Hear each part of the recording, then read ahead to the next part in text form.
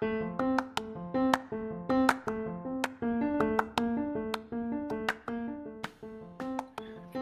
Doomer Bloomer podcast is a community for the resurrection of good ideas. We profile the hero's journey in weekly episodes and teach people about the 10 pillars framework for success in life, business, and relationships. Our mission is to find and help all Doomer Bloomers with mental health issues, poverty mindset, lack of resources, and those left behind in this world. Tune in weekly with Will S. and occasionally John Wynn as we have deep conversations with guests about the hero's journey, clown world order, and the resurrection of good ideas. To help support our community, go to www.thedoomerbloomerpodcast.com/support to become a member today. And remember, we are the cure for COVID-19.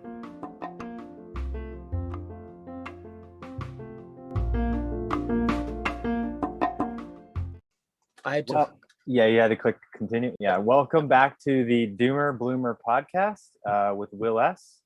We're talking about the hero's journey, the 10 pillars framework for success, life, and business and relationships, specifically health, wealth, and wisdom. We search out interesting guests on their own hero's journey, talk about the projects that they're working on, how they're contributing back to society. Today on the podcast, I have Christopher Earnshaw, PhD, all the way from Tokyo, Japan. How are you doing this evening, or I guess it'd be morning there for you, Chris? Yes, it's early morning here, and I'm very well, thank you. All right, excellent, Chris. So before we get started, what prompted you to reach out to the Doomer Bloomers, and you know, where are you on your hero's journey, so to speak, right now? That's a very complicated question. I was interested in your podcast because of your interest in the Tao and Daoism, and I'm also very interested in Daoism. I've studied it many years, and so I saw a connection there, and so I sent you an email. My hero's journey, yes, well, I'm probably coming towards the twilight of my career, and I retired several years ago, and I'm not quite sure if there's much of a journey left, but I'm always in discovering new things, and always trying to learn something that will either benefit me or other people. So that's in a nutshell where I am. Excellent. So you are, well, you're a self-published author. Tell me a little bit about how you got started writing, because you weren't always a writer, right? Correct. I've written about a dozen books, and 3 of them are in Japanese. From a young age, step back a bit, I went to a boarding school from the age of 5 until 18. And in those years, in my age, we didn't have television at school, and there was nothing to entertain yourself except books. So I read everything. And there's a series of paperback books in England called Penguin. And at the back of the book, they introduce other books. So I just read one book and then looked at the end of the book and then bought the next one that they were offering. And I didn't have any plan of what to read. And I think I spent 2 years reading nearly all the Russian classics, from Dostoevsky, Tolstoy, Lermontov, you name it. I've been there. And it was only because they kept introducing another Russian book at the back of each book I read. So having read so many things, after a while, you feel that you've got a book in yourself. You know, there's something you want to contribute, because you connect so many bits of information, and they seem to be I come up with an idea, but it's not in anybody else's book, so perhaps I should write my own book. And that's how it came around. The first book I wrote was on Japanese calligraphy. When I came to Japan, I studied at university here, and one of the courses I took was calligraphy. Well, I thought it was like learning how to write. I didn't think it was an art form per se, but just learning your ABCs. And afterwards, that was at the beginning. And after I passed several exams and became a kind of master calligrapher, I decided, well, no other foreigner has written about calligraphy, Japanese calligraphy. So I contacted a publisher and I published a book. And that's how it all started. I think that was 1982. Yes. Before my time, as they like to say. Yes, I'm sure it is. Yes. So you're originally from the United States. Says here you came to Japan when you were 20, and you basically have stayed there. Yes. And yes. you've had a very varied working career, it sounds like to me. It says you worked in pharmaceuticals, banking, Right. short period as a chef, as I understand. Not as a chef, but I did study at the Cordon Bleu School of Cooking. Yes. Okay. Yeah. I cook at home a lot, and yes, I enjoy that. Yeah. Actually, I'm from the UK. I'm from London. And as you say, I came here in 74. And I originally had a place at Cambridge University in England to study Japanese. And however, I didn't really feel that I had the academic strength to complete a degree. In England, because well, at that time, it was a free education, including university. The authorities were very strict, and if you didn't pass your year-end exams, they just throw you out. So there's a lot of pressure on everybody to complete a 3-year degree, and I thought I wouldn't make it, so I decided to come to Japan for 1 year, what we call a gap year. It's a gap between high school and university, and to study Japanese and to be that much ahead of everybody else in the class when I got there. But I thought, well, why study Japanese in England when you can do it in Japan? So I stayed here and never went back. Yes.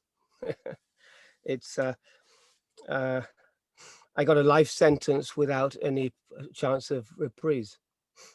So you're basically been an expat for most of your adult life. That's kind of cool. Yes, so it's interesting, it's challenging, because the cultures, in many ways, the cultures are similar, because this is an island nation and England's an island nation. And so historically, we have very similar traits, kind of like independence, and the Japanese talk about the purity of their culture. However, there are a lot of negative aspects, prejudice and this sort of thing, which I face on a daily basis. I know how to handle it now, but in the beginning, it was frustrating. Do people still call you gaijin over there? Yes, they do. Yes, and the rude ones I just ignore nowadays. I don't need their help. Yeah, I definitely can see that. Yeah. So tell me a little bit more about what you've been working on, I guess, in the past year. I know you released a book back in November as the conclusion to your series on Freemasonry. Correct. And you said you're one of the first people, the first person to make a connection between Freemasonry and Daoism. And I would love to hear more about your thoughts on that. Right. So firstly, I'd just like to say, you know, I'm not a spokesman for Freemasonry. I'm just an enthusiast. So these are my personal opinions. Um, I've been a Mason now for nearly 38 years. I'm a 33rd degree Freemason, and that's kind of the end of the road where we, in our system. Um, I joined Freemason. My family are all Freemasons, all on the male side, that is, and they never talked to me about it at home, but I joined in Japan when I had an opportunity. And so at university in England, at London University, the School of Oriental and African Studies, I studied Chinese and Japanese, particularly the literature side. So for Chinese, I studied Confucius and Mencius. And about, let's see, 2016, so 5 years ago, I met a Taoist teacher in Tokyo, and we got talking about many things and found out that in Taiwan, they have once a year, a temple has a kind of initiation ceremony for Taoists. And he invited me to attend, and I was on the plane 2 weeks later. And when I went through the initiation for the Daoism, I realized automatically that it was exactly the same as the first degree in Freemasonry. The elements, it was obviously very Chinese, and they were wearing Chinese clothes, and the words were different, but the main elements were all there. And I was so surprised, and came back and did some research, and I found more and more Chinese elements to Freemasonry, and it became a, you know, I got really a little bit excited about this. So I wrote the first book, which is called Freemasonry Initiation by Light.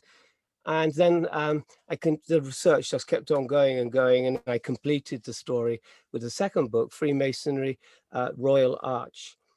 And that's how it started, really. It was kind of serendipitous.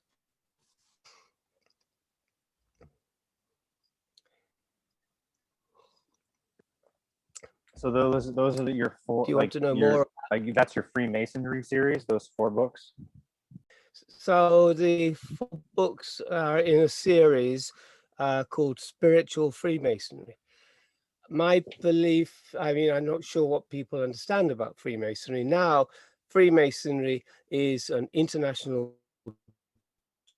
charity, and as a charity, our objective is to help other people. So we give away about $4 million every day to various charities. The ritual of Freemasonry is about teaching a moral story. But at the same time, it's also a kind of shared experience. And so we have these, we call it a peculiar system of morality. And it's veiled in allegory, which is in a story, that is, and illustrated by symbols. And so Freemasonry is rather like a theater where people sit in a circle, and the theater is going on in front of you. And we teach people this peculiar system of morality. We have 3 tenets and 4 virtues of brotherly love, relief, and truth. Well, in Daoism, they have something very similar. They have the Chinese 4 cardinal virtues, as taught by Mencius and Confucius. And so there was a very similar background to Freemasonry and Daoism. So when I went to look deeper into the history, I found that in England, Chinese things were very popular at the end of the 16th century and all through the 17th century. And it started in 1660 with the British East India Company bringing tea from China to England. At that time, coffee had just become popular because we would, due to um, British or English interest, Britain didn't exist at the time. It was still England. That Britain came in later, but England's interests in commerce in the Caribbean, we were importing coffee, and also from Africa. And so coffee was very popular, but suddenly there was this craze for tea. And with the tea, we didn't have the cups to drink it. We only had pottery mugs. And so the East India Company started bringing Chinaware, very high quality China from China to England. And they actually redesigned the cups and they put a handle on it because in China, they don't have handles on their teacups. And so if you look at a teacup and take the handle off, many of the teacups that we use nowadays are actually based on a Chinese design. The ships used to do a triangular trade going from England to India, and then from India they would take opium to China. This is became a big issue, of course, and it became the Opium Wars of 1830s. But so the ships had to be full all the time. You couldn't sail an empty ship. So they would take something, I forget what it was. I think it's pig iron, I think, was taken from England to India, then opium to China. And the ships would use the teacups and plates and things. They use it as ballast for the ships. Otherwise, the ships wouldn't sail upright. And so more and more things were coming from China. So after we had tea and Chinaware, then silk came in and food stuffs came in. Things like ginseng came from China. And so more and more the trade expanded. And starting in about the 70s, so Freemasonry started in 1717. And at the same time, oh, sorry, a bit earlier than this, the late 1680s, the Jesuits, who were missionaries in China, they started translating the Chinese classics for the Confucius Analects and Mencius, also the I Ching, Tao Te Ching. They translated all these books into Latin and they published them in Paris, where they were based. England was a Protestant country, so Catholic Jesuits were not very welcome. But the books were imported from Paris into London, and they became very popular. Then following this, there were people who actually visited China with these, either with the Jesuits or with some trade mission. And they started bringing back Chinese designs. And so in that time, the early 1720s, there was a design called chinoiserie. It's there was a design Louis XIV called Rococo, and it was a kind of delicate furniture with flowers painted or carved into the wood, and the cabinets and the tables all as a matching set. Then 1720, in came the chinoiserie, which was introducing the Chinese motifs into these patterns on the furniture. So, for example, they would have exotic Chinese gardens, they would have dragons, they would have unique flowers that didn't exist in Europe, just totally, which was kind of exciting to the people living in Europe. They'd never seen anything like it before, and it became extremely popular. And then from there, it actually influenced house designs and gardens. So the the way things work in Europe at that time was, whatever the king did, then the courtiers would copy. They would, they wanted to be fashionable. And if the courtiers did it, then all the aristocrats also copied. And it didn't really trickle down to the man in the street. I don't think he was too interested in Chinese silkware and clothes and tea and things like that. But the rich people who had a lot of money to spare, they would design Chinese elements into their houses to be seen as being kind of fashionable. And like at the entrance to their house, they would have dragons designed on the gates of their house, or the interior, they would have Chinese wallpaper. It was handmade in those days, hand drawn. They would have all this Chinese type of furniture. Of course, they would serve tea, to Chinese tea, and so there was even there's a painting of Isaac Newton wearing a Chinese silk gown, which is not so well known.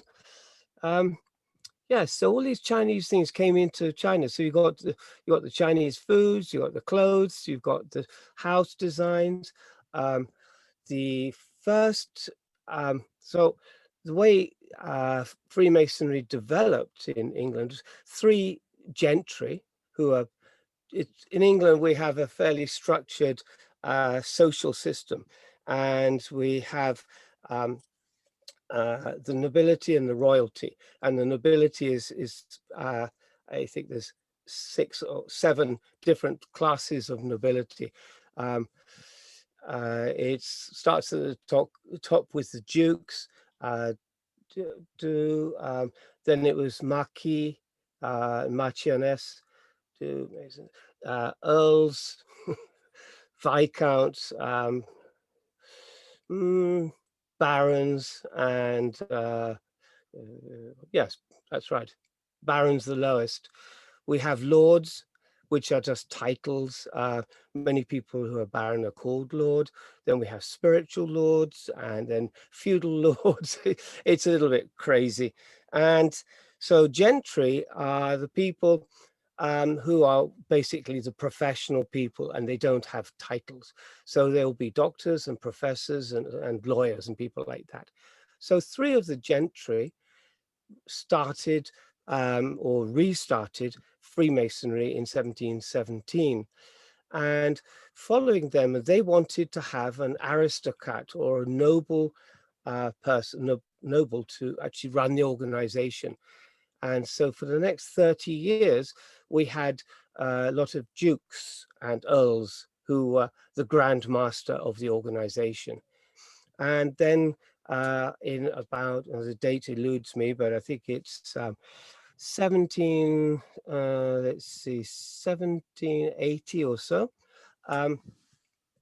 the Prince of Wales, George, the Prince of Wales, became Grand Master. And that was a big deal because that he was royalty. He was son of King George III. And in 1820, he became King George IV himself. But when he was Prince of Wales, he was really spoiled by his father and given a lot of money and whatever. And he designed Chinese two buildings. One is Carlton House in England. Inside it has a lot of Chinese designs. And then he built a pavilion for himself in the south of England called Brighton Pavilion.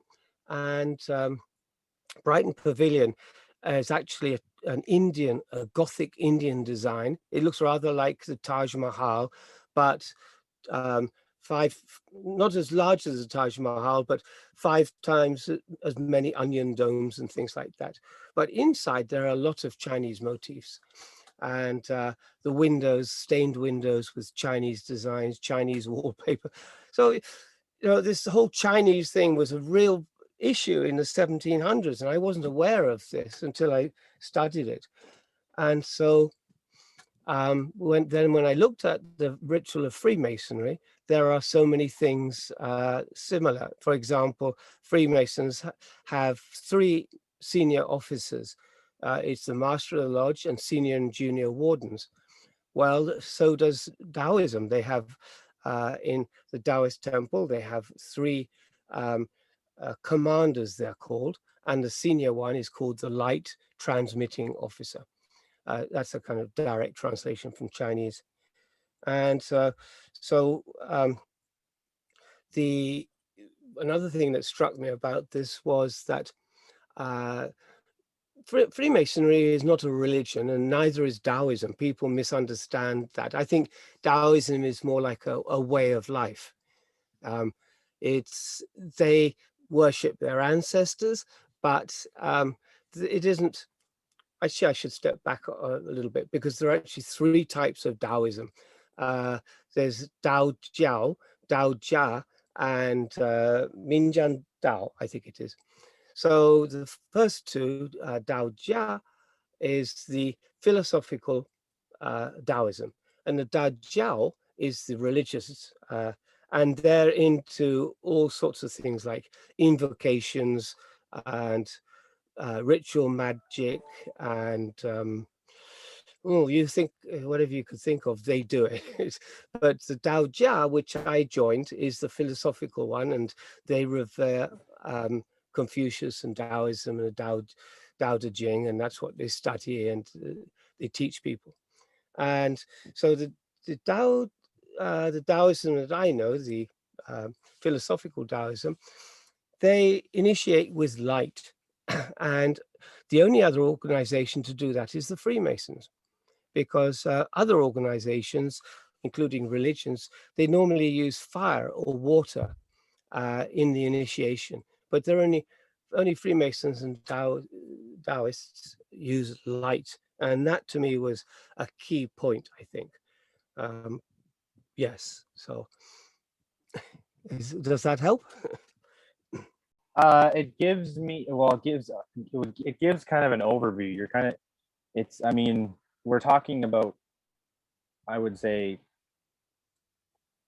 some, well, not complicated, but long histories on either side, right? Because Yes. for myself, like, I'm fairly new to Taoism in a traditional sense. I'm more of a self-taught Taoist than go seek out a Taoist master. And but it sounds like you've spent some time with people who have been in both the philosophical and the like practicing Taoism.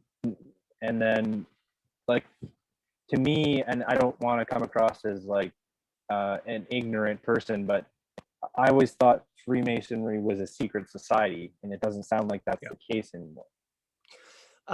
Yes, so that's the image. Forgive me if I'm wrong on that point. No, it's a valid point. So when Freemasonry started in 1717, England was in a very difficult position because it was a Protestant nation, but we had in the previous 100 years, from 1603, we had Catholic kings running a Protestant nation. So there was a lot of friction there, and included many attempts to kill the king, like the Gunpowder Plot and other Throgmorton Plot and all the plots that went on. So in the 1717s, when we, after King William and Mary III and King William III, who set up all this college and university in America, then we had George I, who came from Germany to be King of England, but he was a Protestant, so he was a good guy. Mm-hmm. So the issue had been that England was in this in a circle. Around us were Catholic nations. In the north, you had Scotland, had previously been Catholic. It still had a lot of Catholic Highlanders and lords and bishops, but mainly at that time it was Presbyterian. But Ireland was Catholic, so was France and Spain. And King Louis XIV wanted to bring England back into the Catholic fold, and there were many sort of attempts with the old pretender and then the young pretender.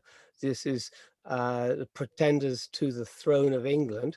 So you may have heard of somebody called Bonnie Prince Charlie. He's the young pretender. He was supported at different times by the Spanish and French to actually to try and take the throne of England by force, to reintroduce Catholicism. So for the Freemasons, some of the issues we had was security. We didn't want people to burst into our meetings and try and disrupt us, or even to know who our members were. So we have a person on the outside of the meetings called a Tyler, and he holds a sword. And the idea is that anyone tries to burst into the meeting, we hold him off. And who's the likely candidates? Well, the people who may try to get in were the Jacobites. These are supporters of of King James, the Catholic King James. They had several uprisings in England. The last was 1745. That's 25 years after the beginning of Freemasonry. They were still trying to take the throne. And so, apart from the Jacobites, there was the Spanish Inquisition. You may have seen in Monty Python, the Spanish Inquisition. Once you've seen that, you never forget. But yeah, they had spies all over. Yeah. They had spies all over England, and they also tried to get into the meetings. So we tried to keep us where we were meeting as a secret. And we had secret words and signs and handshakes and things, so that only bona fide members could get in, to stop other people to get in. That's the origin of the secret society. And it may seem strange, but in Japan, the Japanese love conspiracy theories, and they still think that Freemasons is a Jewish organization trying to overthrow the world. You know, and they write these articles in America. And we had somebody try to break into one of our meetings only about a year ago. A Japanese person broke into the lodge and tried to force his way in, but he was stopped by the Tyler. So you know, we're not really a secret organization. We have obviously some secrets, otherwise, you know, why would people become members? That's what they want to know, you know, our teaching. But it's like anybody. You have a bank account and you just don't tell people what your bank balance is, or, you know, there's private information, and that's how we see secrecy ourselves. It's just to do with us. It's nothing to do with anybody else, you know. So it's but there's a second level to this as well. So the meeting and who we are and what we do, that's up to us. It's private business. But actually the teachings themselves do have secrets in them, and kind of hidden teaching. And that's what I've been writing about in my Spiritual Freemasonry series. Because the Taoists were, they started, well, there are records going back to 200 BC of this initiation that they were giving, and it's been continued all the way, probably without very little, with 2,200 years. Freemasons had adopted this secret teaching, or this initiation. So that's why my book is called Initiation by Light, because that's what they were doing. But there's a second part to it, which was probably what we would now term as secret, is that the Taoists were familiar with out-of-body experiences, and they write about it in both the Tao Te Ching and the I Ching. You just have to be familiar with the way they phrase things, because it just seems to be a little bit unfamiliar to us, the way they phrase it.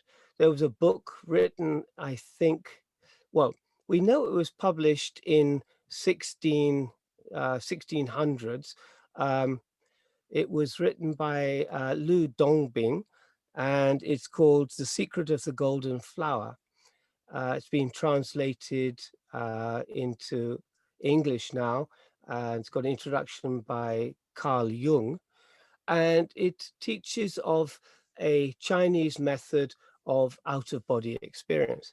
And I believe the Chinese have known about this for thousands of years. But in England, we didn't know anything about it because we were so Bible-oriented Christians. We would have seen this as being the work of the devil or witchcraft or something like this. But to the Chinese, they conversely saw this as a very high spiritual attainment to be able to achieve this. And the way it's explained in the Secret of the Golden Flower is very complicated and takes many years to achieve. We now know by reading, for example, I'm now looking at my bookshelf here, but Robert Munro, Robert Peterson, people like William Bullman, and these writers who write about the modern way of out-of-body experience and how it is the highest level of spiritual experience. And I think this is the secret that's actually hidden in our ritual, but nobody, modern Freemasons do not see that. They're not looking for it, so they don't see it. But secondly, it's not obvious. It's very subtly hidden in the ritual. So yes, that's where we are. So I guess I want to ask is, what originally attracted you to becoming a Freemason, right? I guess besides it was a family connection, and then how are you a practicing Freemason in a foreign country? I guess there's chapters. Is that correct? Yes, so we have lodges, Or and am I hitting the mark? yeah, no, we have. So the thing about Freemasonry is that, firstly, as I mentioned earlier, it's an international organization, but there is no one top person. There's no guiding light or authority at the top. So each country has its own organization. We all maintain the same rules. The ritual is nearly exactly the same everywhere you go. And that's one of the interesting things, is how this organization expanded and developed. Of course, for example, the American War of Independence, when the British were fighting in the eastern states, sorry, we took Freemasonry with us. And so we set up lodges in the eastern states, and one of the oldest Grand Lodges in the world. Well, the oldest is the Grand Lodge of England, and then the Grand Lodge of Scotland, and then the Grand Lodge of Massachusetts is the third oldest, and then Grand Lodge of Ireland. And so the way it grew was this way. So also going the other way, later in the 1800s with Victoria and the imperial growth of Imperial England into India and other countries, we took Masonry with us. And then Masonry has a very long history in India and Northern African states, all around the world, really. Indonesia, Singapore, it's just everywhere. And so this way of, I don't know if colonization is PC any longer, but basically we took Freemasonry with us. And so in Japan, we had traders coming from England and all around the world, including the Netherlands, trading with Japan, and they set up lodges. So our official lodge wasn't established here until, I believe, in the 1950s. And so before that, we didn't have a Grand Lodge. We just had the the uh, the daughters, we call them daughters, but the mother and the daughter. So the daughters, the lodges. And so we had the lodges, we just didn't have the organization to control it until the 50s. So each lodge, basically a lodge is a group of people. It's not a building as such. People think of it as a building because that's what the word means, but we can meet anywhere. So if you have 5 or 7 or more, you can start a lodge. If you get authority from you just don't start, you have to have authority from the Grand Lodge, but once you've received that, you can start, and you can meet in restaurants. In the old days, they used to meet in pubs, and this is one of the hints. It's a bit of a tangent, but this is one of the hints that led me to believe that there was more to Freemasonry than meets the eye, because in the early days, in the 1720s, lodges were held in pubs. So pubs normally had spare rooms above the pub for meetings and eating and like having, I don't know, a wedding celebration or something like that, have empty rooms. So the Masons would rent this room above, and then they would have their meetings. Well, we have records of some of the early meetings, and I'm looking at my book here to get the exact date, but the early meetings, I think it was 1724, and we had some really important people turning up to the meetings. So, for example, we had dukes and earls, the future king of Germany, Leopold I, and then we had the Secretary of State for Scotland, the Vice Admiral, and other people of this stature were meeting in a pub to discuss something. Well, it wasn't morality.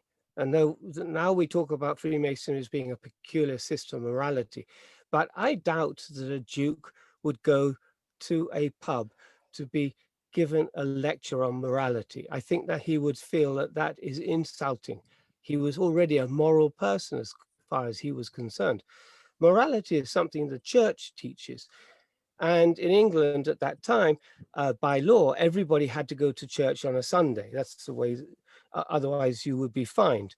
And that was from the nobility to the most humble person in the field. Everybody had to go to church. That's where they learned their morality.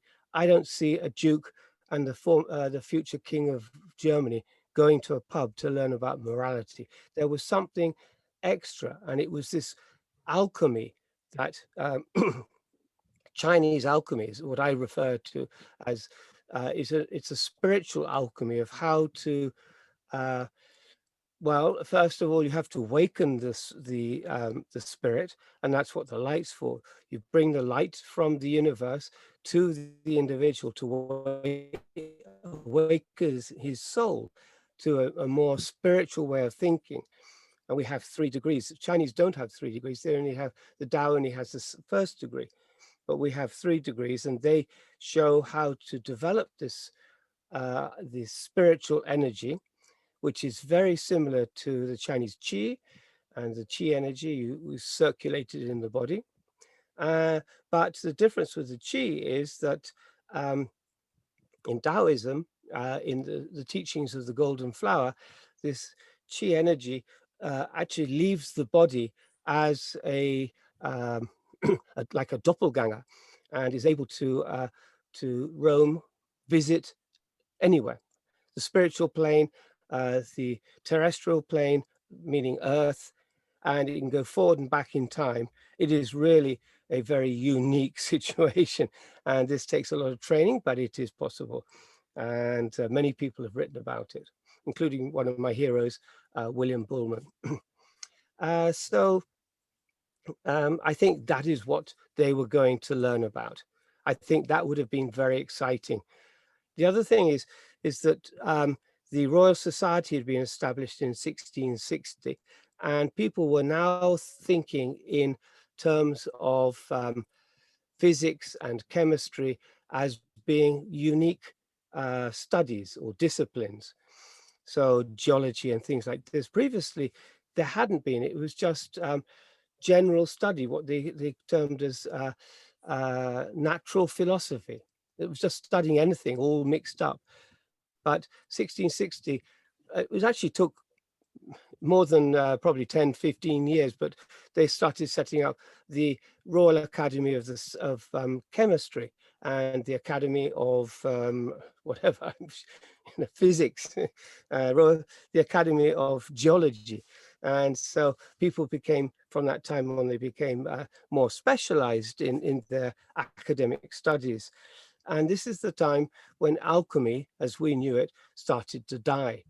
So before the Royal Society, alchemy was one of the major forms of scientific study.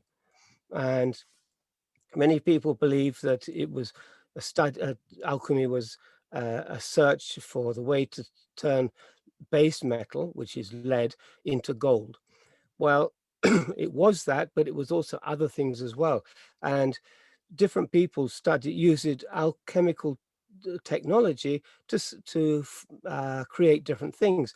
So, for example, monks like the Benedictine monks, they used alchemy to make a herbal mixture, like a tonic, and it's called Benedictine, and you can actually buy it in the shops now. It's quite popular.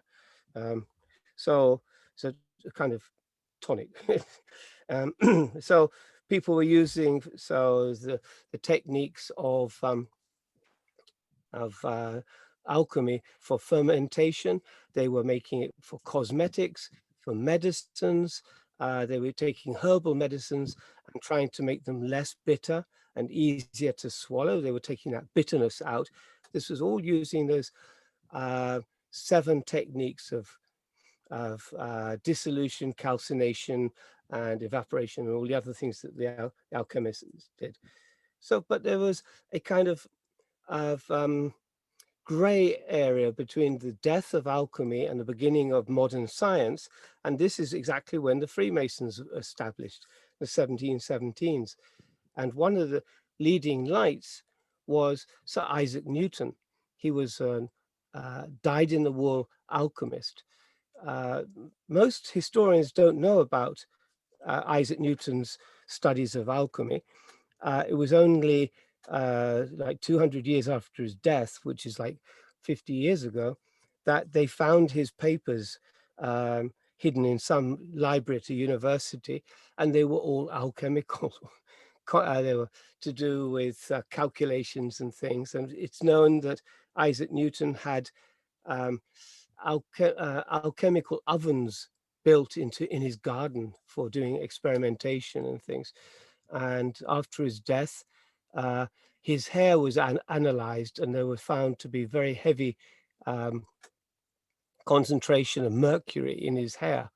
And so it's felt that mercury was one of the reasons that he died, was one of the contributing factors. But what is interesting to me is that I mentioned that there were 3 gentlemen that started Freemasonry. They were all friends of Isaac Newton in one way or another.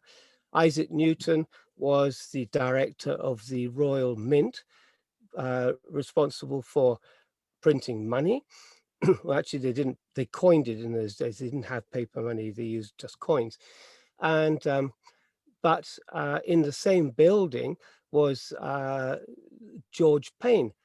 He was the director of the Treasury. And so they were in the same building. They would have known each other because London at that time was such a small place. It was 500,000 people in the whole of London. And so in a government office, unlike now when, governments have ballooned, they've got so many people in government nowadays. In the 1700s, they probably only had 30 or 40 people running the treasury.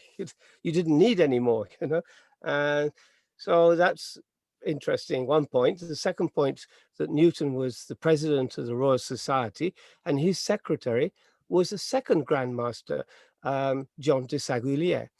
And so, and the third Grand Master, the Gentry, his name is Anthony Sayer, is suspected to have been an alchemist. And as Newton was an alchemist, it's possible that they knew each other. I don't think these things are coincidences. I think this is part of a story of the death of alchemy, the beginning of science.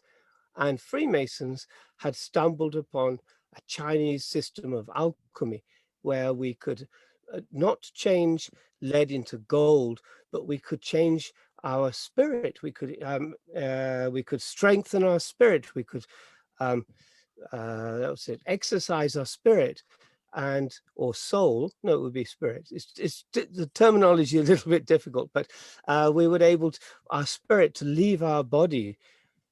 And why this would be, and there's a second point about this, is at the time in England there was a what should I call it,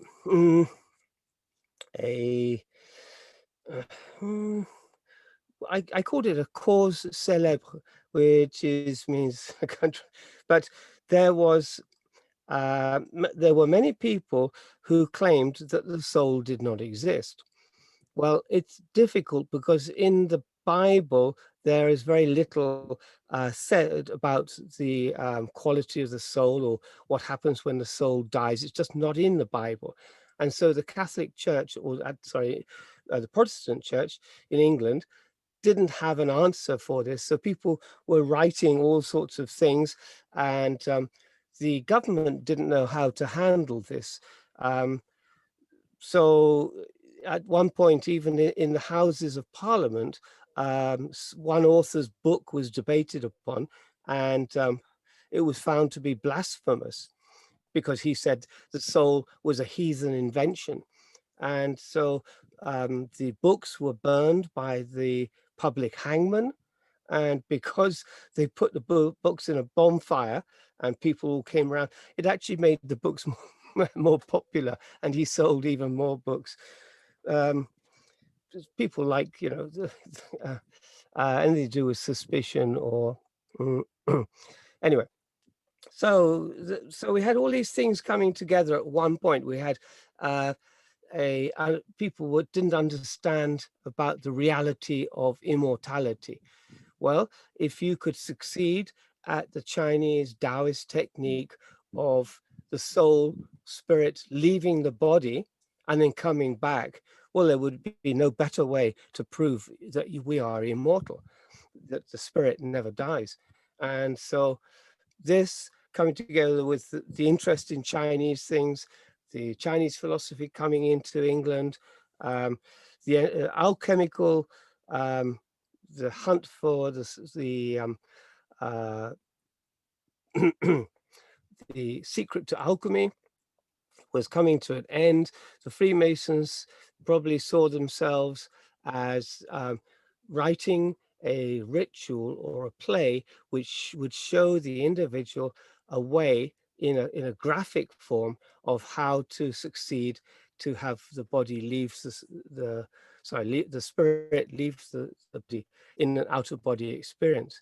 They didn't write it down, they made a play of it. And that's what's really interesting to me.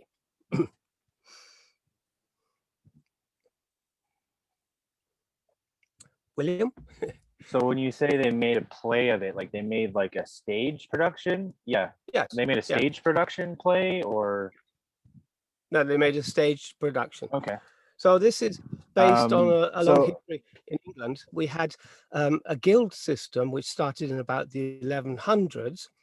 The guild system is there to organize education for a certain subject. So, for example, people who are going to be leather workers, there is a leather workers guild, and they join the guild as an apprentice. They would serve a 7-year apprenticeship.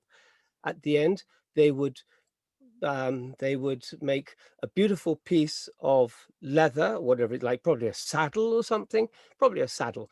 And they make it really beautifully to show how good their skill is. This is what we call a masterpiece, because they would then be called a master leather worker. And so once the masterpiece has been completed, the guild would keep the masterpiece in the guild hall. And so then the person from his apprenticeship would now be able to charge people to and sell his wares. Before that, he wasn't able to do that as an apprentice. Freemasons also have apprenticeships, and we called entered apprentice. It's our first degree. You're an entered apprentice. So the guild system is important because they have a patron saint. This is fairly classic because when the guild system started, England was still a Catholic country until 1534, King Henry VIII, and the dissolution of the monasteries, etc. So until the 1500s, 400 years, the guilds were all Catholic. And they used to put on plays every year in after the what's it called? I'm forgetting. I don't normally think in English, so I'm normally thinking in Japanese.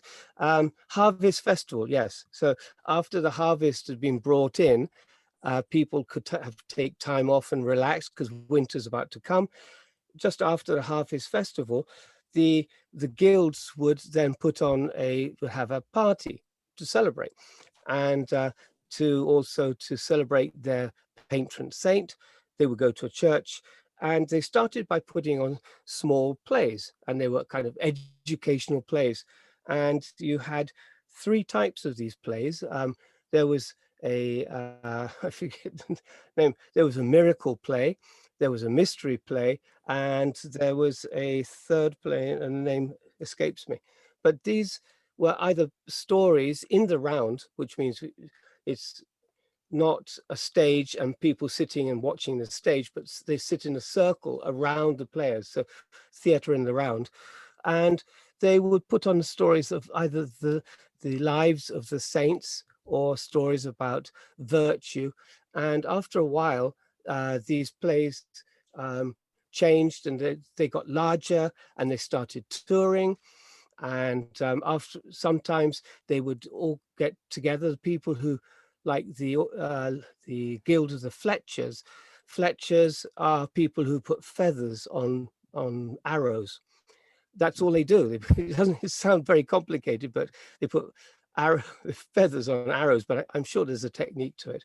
So you got the Fletchers and the Coopers, people who make barrels. They all got together and put on massive plays that would go on for like a week or even longer. And sometimes there would be different sections of the play. There may be 40 or 50 different parts to the play. And they would tour, they go around. So the play was so large, it couldn't be inside a church any longer. They'd have to use the village green. And then because the people, hundreds of people connecting in one place, then you'd have people coming to sell things, selling beer, selling fruit, selling pastries. And it became a carnival. And it was the beginning of our carnival in England. And so this history of having a play around a guild with entered apprentices has a history of 600 years before the Freemasons started. So when they proposed this idea, nobody thought it strange. It was quite natural. It was just an extension of what had been happening for so long. It's just it was now, it wasn't a working class entertainment. It was the gentry, the educated, and then the nobility and the aristocracy were involved. And that's where the change is. That's the major change in for Freemasonry from the guilds. And now, in fact, the guilds still exist in England. We call them livery companies, and we have, I think, 110 in England, the weavers. And we also have a livery company called the Masons.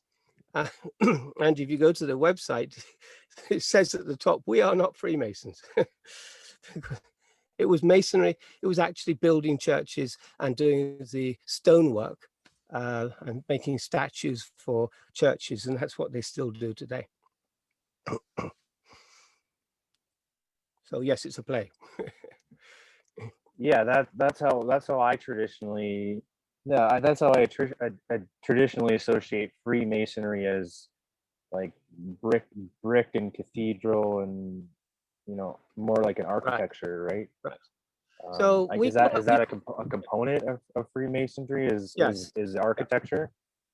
yes. So um, since uh, since England started, I think probably 800s, probably from then onwards, we were building in brick. We were building monasteries and abbeys and things like that, and we had masons. But these are what we call operative masons, the people who work with their hands and build buildings. And in 1717, uh, the Freemasons, who we now term speculative, because we build with our minds, not with our hands, and that's the major difference. We're not working class people, we're not blue collar laborers. Mostly Freemasons are professionals, and so we're trying to build something very different from what the operative Masons did, but we use the same terminology of the operative Masons. For example, we use what we call working tools. Our tools are hammers, chisels, trowels, square and compass, of course, and a measure, like a measuring tape, measuring ruler, scale. And so we use the same terminology, but the Yeah. objective is very different from the original operative Masons.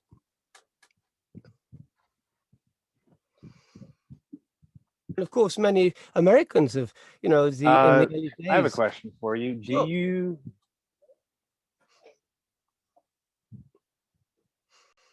Do you meditate?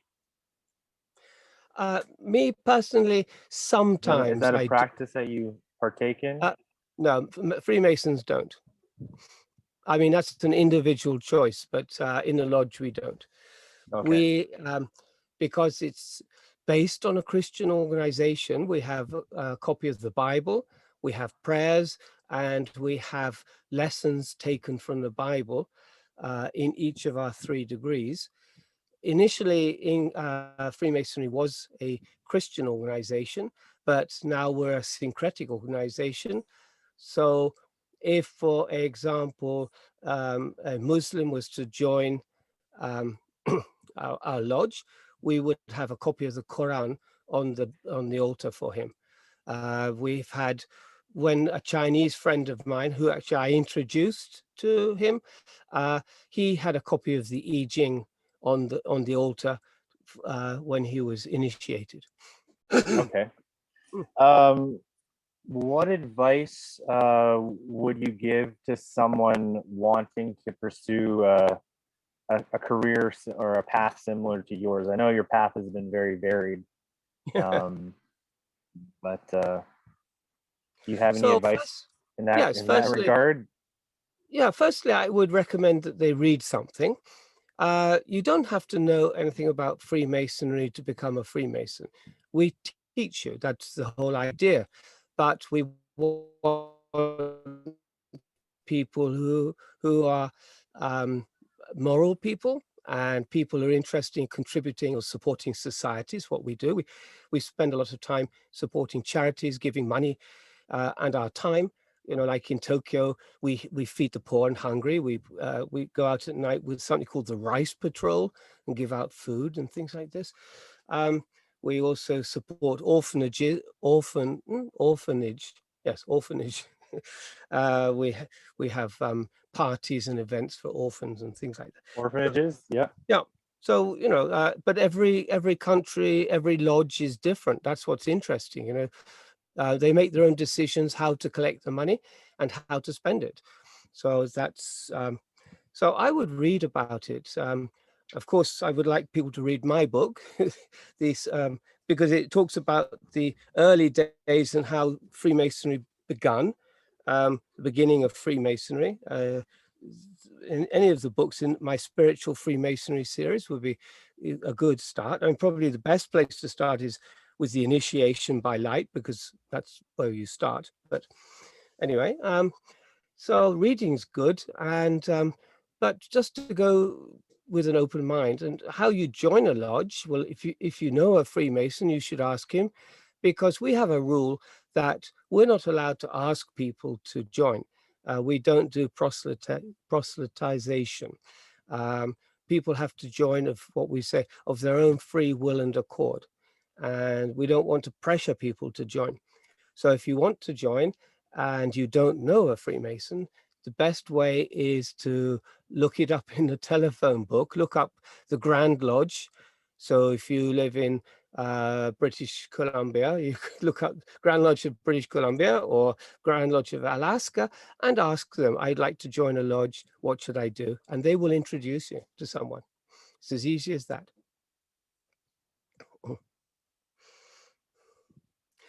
Okay. And the other thing is I was wondering about that. which is close to where you live. And the other thing is you can change lodges once you've joined a lodge. If you know, you can change and join another lodge or whatever you want. And there's so many other things you can do. We have Masonic clubs. We have clubs. We have clubs for people who drive motorbikes called the Widow's Sons. We have bowling clubs. We have golfing clubs. We have lots of organizations. So it's not just morality. It's a fraternity, and we enjoy having good fun. Okay. I get. Are women allowed to join? Yes, we have. So I think the reason for this is the same as goes back to Daoism. Daoism originally was part of the court ritual. It was for the emperor, and before the emperor, there were kings in China. The first emperor was started, I think, in 200 BC, 220 BC. So before that, it was kingdoms. And so in the court, there were only men, and this was Daoism was the court religion. And so because of that reason, only men were allowed in to study Daoism in the early days. Then I think sometime around the 1950s, Daoism in Taiwan became open to women. And so now if you go to a Taoist lodge, it's not called a Taoist temple, sorry, the women sit on the left-hand side and the men sit on the right-hand side. Everyone wears black and white, and it's similar in Freemasonry. We wear dark clothes and white gloves. And so in Taoism, it is now both men and female. However, in Freemasonry, it is still mainly a men-only organization. However, since the 1900s, women have set up their own organizations. So we have women Freemasons. We also have the Order of the Eastern Star and Job's Daughters. And for the younger girls, high school girls, who've got the Rainbow Girls. And so they have their own organizations. We do meet for banquets and parties, but we don't meet in lodge together. If you were giving advice to a doomer to getting back on the path to a bloomer in life, business, and relationships, what would you tell them? About relationships. You're in a darker spot right now. Where would you? If you were in, okay. Well, in life, business, or relationships, just right. Okay. Well, yeah. If you're in a bad headspace. Right. Yes. Understood. I also run a non-profit called Life Management for people who are feeling suicidal, and so I talk to people, and I think drugs will, if you're feeling depressed, drugs will not help you. It's just a short term. The only thing that's going to help you is other people sharing your story, sharing your pain. And so if you're in a dark place, you have to reach out and ask somebody. Alcohol and drugs are not the answer. It's a short term. I'm coming from the pharmaceutical industry. I shouldn't be saying this, but drugs only help to alleviate the symptoms, but they don't get down to the core problem why you're depressed in the first place. And I've met a lot of suicidal people, so I know the best way is to what I do is I just take them for a cup of coffee, and if I have to hold their hand and talk to them, that's what I do. Listen to them, and listening is so important. People have something inside them that need to get it out. Um, However, there is another level, which is more of a spiritual level, where they may be taken over by negative energy. And that's where they need a more of a professional approach, where they would probably have to see a priest or somebody who understands these things. Because I believe we live in a very spiritual world. You know, if we can leave our bodies and roam the universe, well, anything can be possible. And so negative energy, so it's the church doesn't talk about demons any longer. If you talk about devils and possession and things like that, they say, oh yeah, we're in the modern church, we don't talk about that, which is a big mistake. The Vatican has increased they used to have only 2 exorcists in New York, and I think they increased it to 12 because of the demand for exorcisms in New York. So depression can lead to greater problems. And so first you need to talk to people, and if they seem to be really disturbed and having a hard time, then perhaps find a priest or somebody who understands these things and get them to help. But it's about people. That's the bottom line. Coming back to the out of body. Yep. Yeah, it's all. Yeah, absolutely. It's about people. Coming back to the out of body experience. Have you ever had your own out of body experience? Yes, 12 times. And I write them down when I have them because... 12 times. Yes, yeah. And they have only 2 have been intentional. The others have been spontaneous.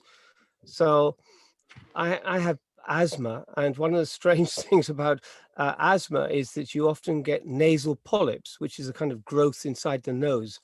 The doctors don't know the relationship, but I get it quite a lot. So I've had to have surgery twice, and when they operate on your nose, it's not a local anesthetic, it's a whole body total anesthetic. And at that time, on 2 times, I've had out of body experiences. I sat up and saw the doctors operating on me, which was a surprise. Yes, and so this out of body experience is very exciting. It's a leap into the unknown because there's no coaching, there's no one who can make a shortcut, or if you do this, it's easier. It's not, I don't want to say it's not easy, but it's a challenge, but it is very, very exciting. Very exciting, and it's very safe. Nothing can happen to you. It feels like magic. It feels like you're joining the angels or something. But in fact, the angels are on a different dimension to us, so you don't actually meet angels. But and if anyone wants to read about this whole thing about spiritual world, I would recommend the book 30 Years Among the Dead by Carl Wickland.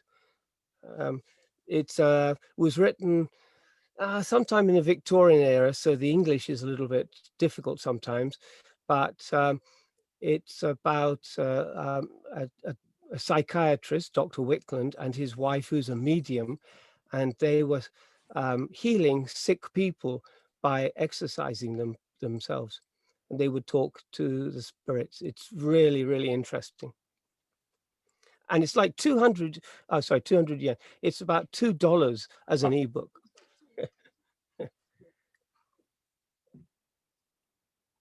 Okay. I wrote it down. And then my second to last follow-up question is, how can you be of service to your community and the world? I think Well, you've already yeah, answered this one, but yeah. One of the things that's one of the your great fresh things take about on it. masonry is as an individual, it's difficult to do something big, like helping uh, autistic children, or um, like in the Freemasons in Texas and Arizona, they have free hospital service for children with burns or autistic children. Um, Also with children with bone problems, and they don't charge the children. The children get free, care. They can do that because they amass all their um, uh, facilities, the money, the energy of the members, and they amass it, and then they put it into one big project. So as an individual, we may not be able to do much, but as a group like Freemasons, we can do a lot of good, and we do a lot of good. So I that's another reason for recommending joining Freemasonry.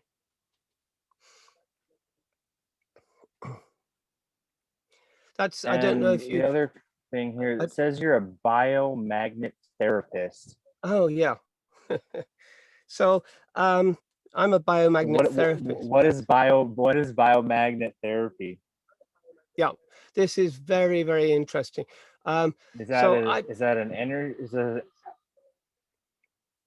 Yeah, so I've suffered with asthma for 25 years, and I've keep on looking for an alternative therapy to either heal myself or at least relieve the symptoms.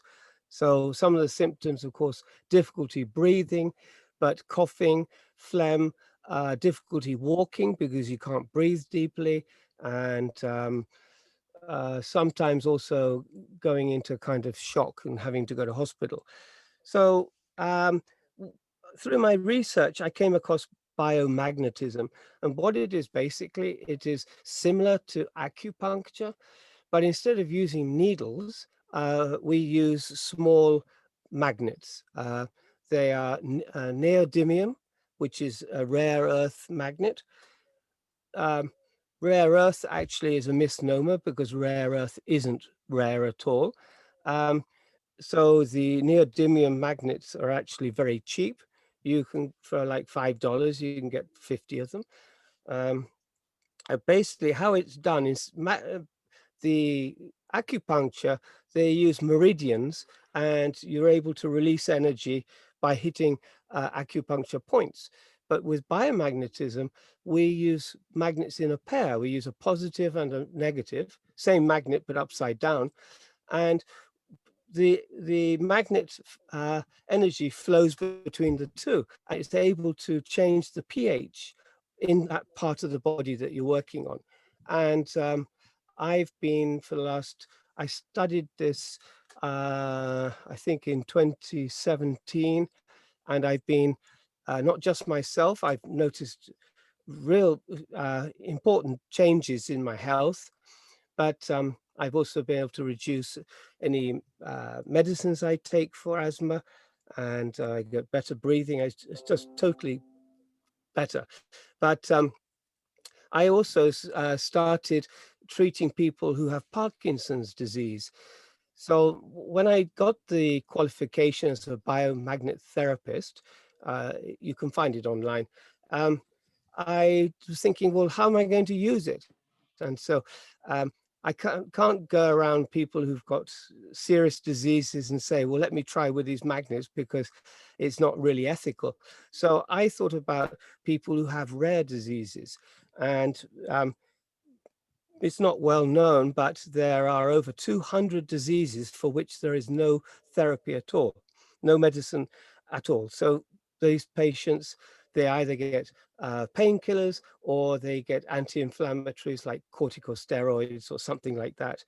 And these people are basically, their quality of life is zilch. So I decided to focus on this area. One of the biggest rare disease is Parkinson's disease, and I've had some really good results. I did a clinical trial together with a friend who is head of neuroscience. My background is neuroscience, so I know something about this, and I have a lot of friends in the area, in the specialty. So together we did a clinical trial at his university, and out of 5 patients who had terminal Parkinson's, which meant they were so restricted they couldn't move their limbs, they couldn't open their hands to hold a fork, they couldn't feed themselves, they were in pain all the time. Of those 5 patients, 4 of them returned home under their own volition. They were able to move a wheelchair. The doctor was so surprised. I think I was surprised too, but, and we didn't change anything. We kept the same medication, and it took about 12 sessions, 1 session a week, so 12 weeks. And the patient sat up in bed, moved to a wheelchair, and she wheeled herself out of the hospital. That was really exciting. So that's what I've been doing for the last 4 years now.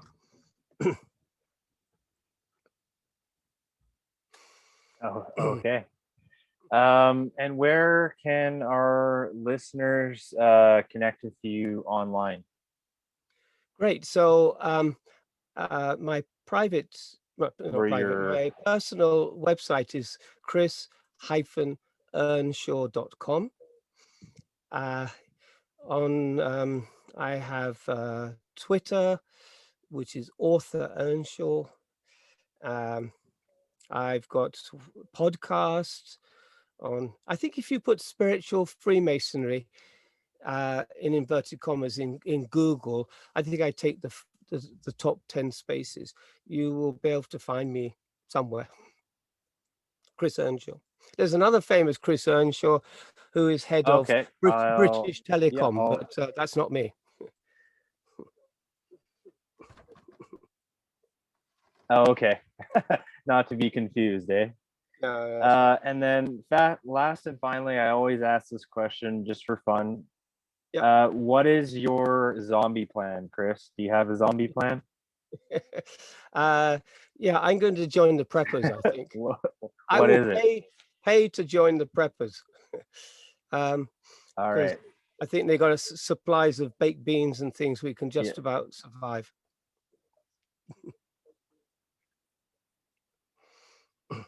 All right. Thanks for coming on the show, Chris. I really appreciated your insight. I've learned a lot in the last hour or so. So those of us out there in the world, now you are just as much more educated on Freemasonry and the connection to Daoism that I never knew was there.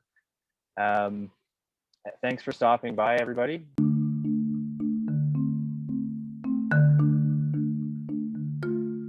If you enjoyed this conversation with Christopher Earnshaw today, please be sure to check out the rest of his books on spiritual Freemasonry on Amazon,